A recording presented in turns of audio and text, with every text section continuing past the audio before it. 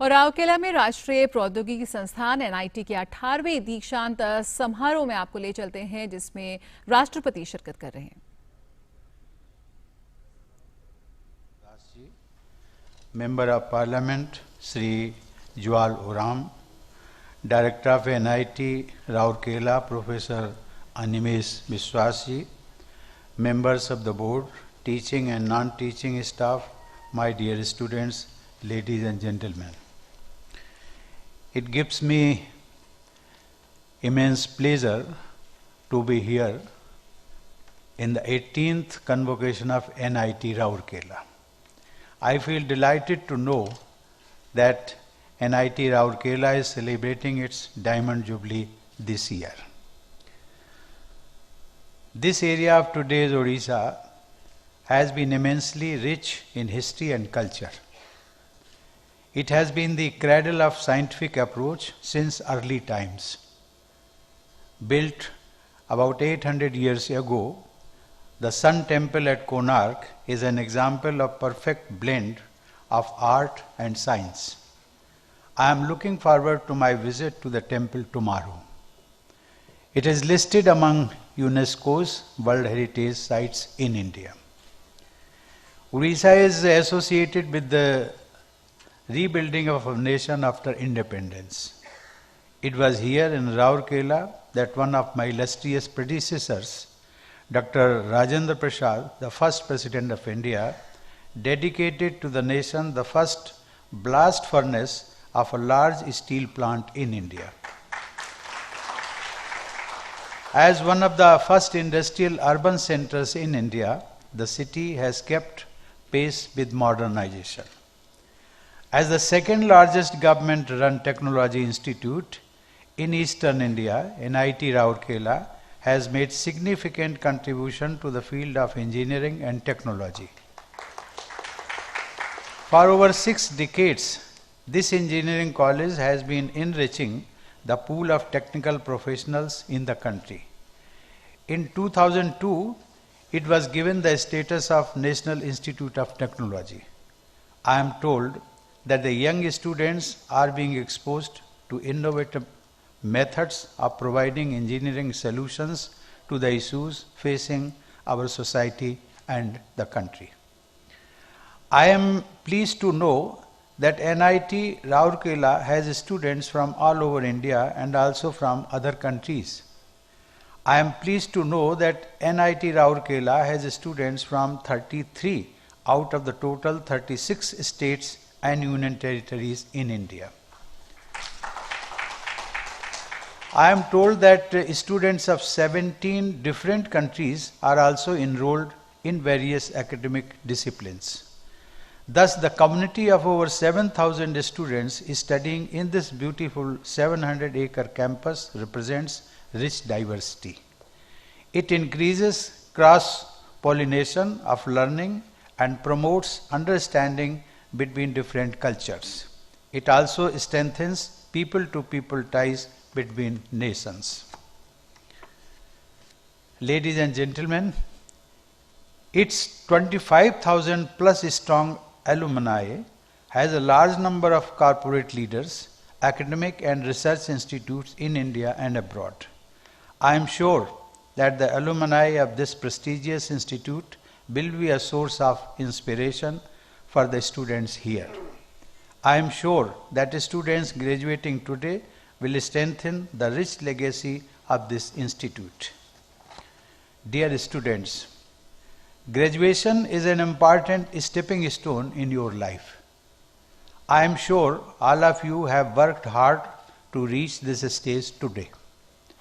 I am sure you are eager and excited to contribute to the world and bring about change in the lives of the people. Today, you are taking countless memories with you. I have been told that your vibrant campus is full of extracurricular activities. There are a large number of clubs engaged in debating, dramatics, music, and other cultural activities. I have also been told about some interesting names like Mavericks and Pantomime. I have also been informed about the canteen, which is interestingly named as Hexagon. And the other canteen with the serious name, Homi Bhabha Canteen, has been naturally abbreviated as HB Canteen for popular uses. But beyond the little joys and sorrows you take away from here, there is a huge responsibility on each one of you to pay back to the society and the country which have contributed to your education and success so far. Some of you would be joining job responsibilities while others may pursue higher studies.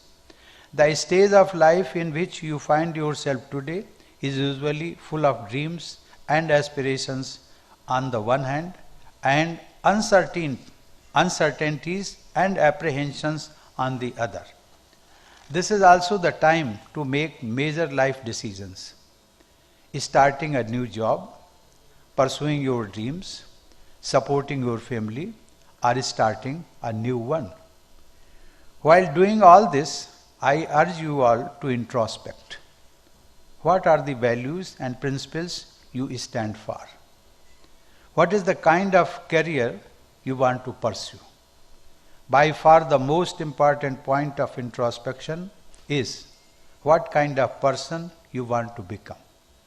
I am sure everyone wants to be a good citizen, a citizen who always keeps the interest of the country uppermost in his mind.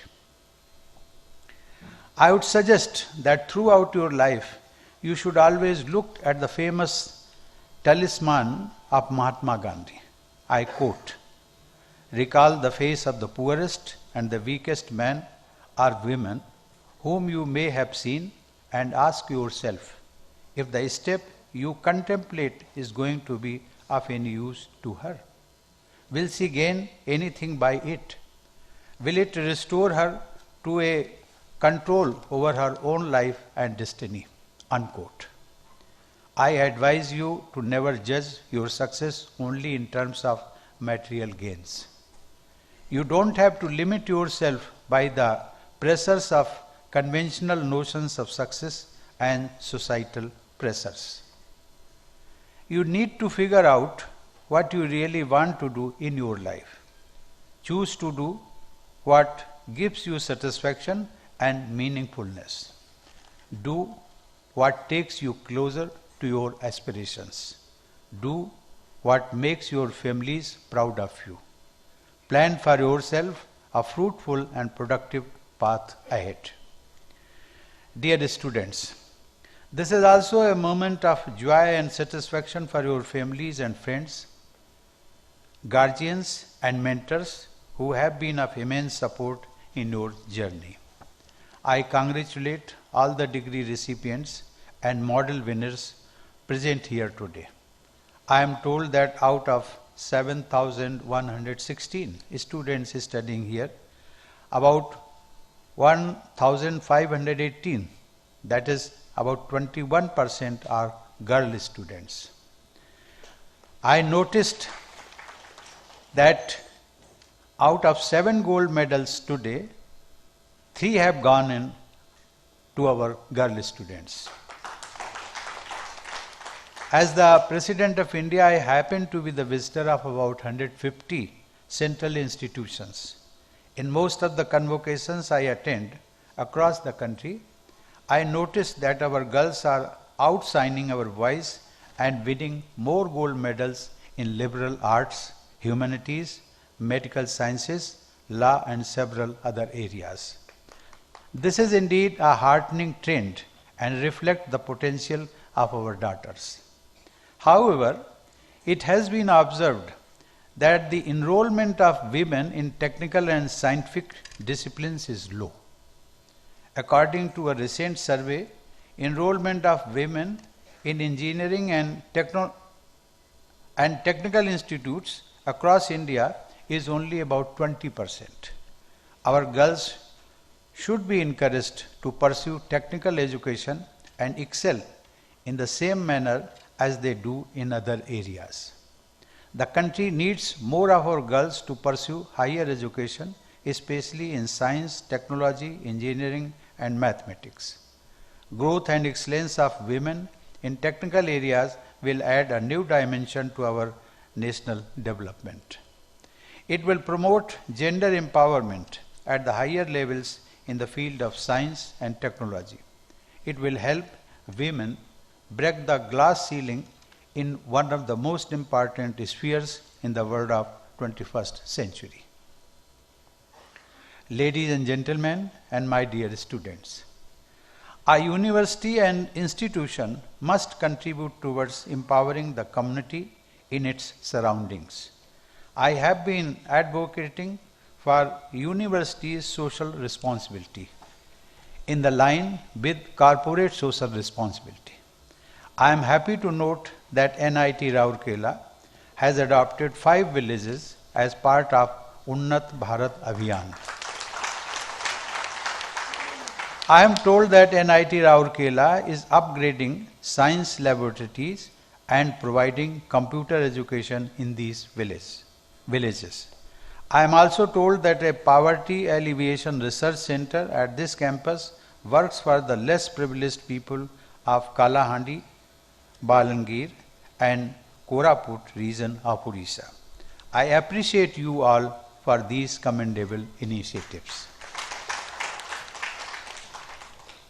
I interacted with vice chancellors and directors of various central universities and institutions as part of the deliberations prior to implementation of the National Education Policy 2020.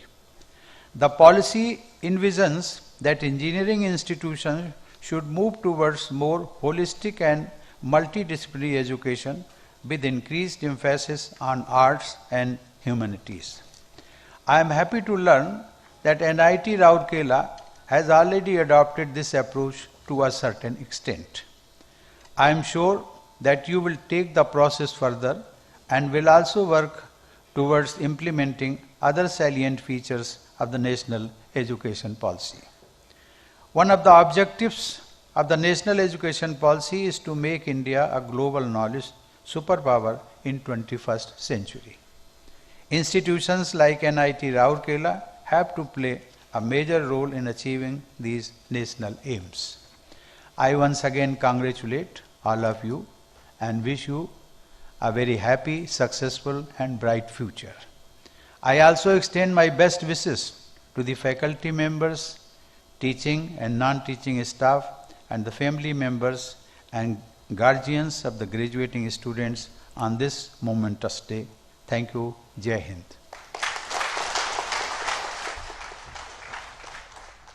तो राष्ट्रपति रामनाथ कोविंद 3 दिन के ओडिशा दौरे पर हैं और राष्ट्रपति ने राउरकेला में राष्ट्रीय प्रौद्योगिकी संस्थान यानी कि NIT के 18वें दीक्षांत समारोह में वो शामिल हुए और इसको उन्होंने संबोधित किया और उन्होंने कहा इस मौके पर कि उच्च शिक्षण में तकनीक को बढ़ावा देने में NIT ने काफी उल्लेखनीय कार्य किया है। 5 गांवों को इन्होंने अडॉप्ट किया है, इसको लेकर भी उन्होंने काफी खुशी जताई और किस तरह से जो छात्राएं